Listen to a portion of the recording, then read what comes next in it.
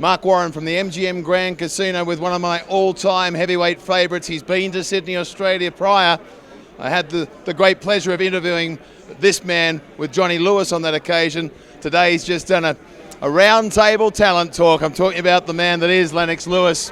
Wow, it's great to see you again, my friend. Hey, great to be here. I'm excited. Big fight weekend. I'm looking forward to it. Who are you picking?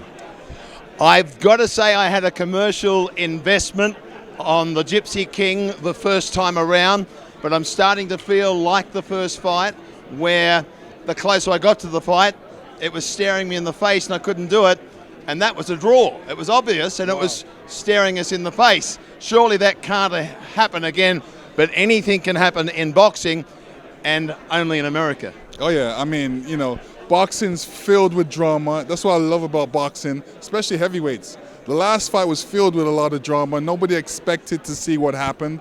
This fight, I'm looking forward to that type of thing happening again, where you don't know what's going to happen and you're surprised by it. I asked you about Tyson Fury standing at 6'9". Where is that on you? Just quickly.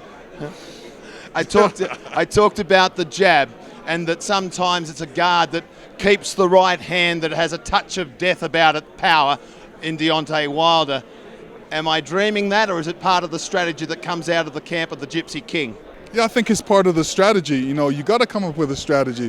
When you know a man's got a great right hand, what do?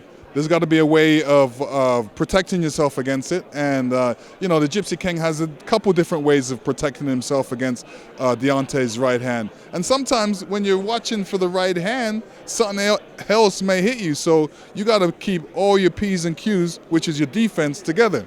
So he can't afford to allow Deontay to get off any free shots. And I also asked you, not ridiculous for Tyson Fury to exchange on the inside with the Gypsy King, and that perhaps the bronze bomber Deontay Wilder needs length to almost load up on that right hand. Yeah, I mean, you know, Tyson Fury said he's going to go after Deontay and knock him out in the second round. I mean, it's not unthinkable. You know, it's been done before where people have gone after a puncher and had success. So, but I believe that if he doesn't have success, the Gypsy King will turn to boxing. You know, if it ain't broke, don't fix it. This is what brought him through the fight last time, and it was very, very successful for him.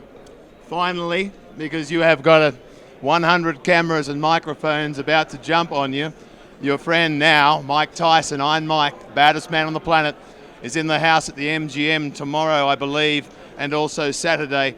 I must say, on a personal note, I had the pleasure of introducing Tyson's one-man show in Sydney at the International Convention Centre. I know, respectfully, that he was beyond the peak of his powers when he fought you and was going to do all types of things. But honestly, one of the most beautiful things in sport, directly after you handed out a beating, he stood there with Mr. Lewis and patted down the cut over your eye.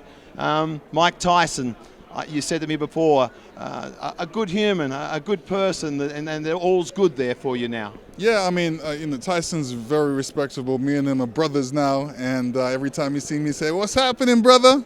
And you know, great guy. I'm happy to see him. He's happy with his life, and isn't he working? Yeah, he's working. He's doing movies, doing all kinds of things, and I'm happy for him. You know, Lennox Lewis, it's great to see you again, my friend. Thank you. There he is, ladies and gentlemen, on Fight Call Out, wherever you're joining us around Australia, around the world. One of the great heavyweights of all time, Lennox Lewis, from the boxing mecca that is the MGM Grand Casino. Yeah, baby.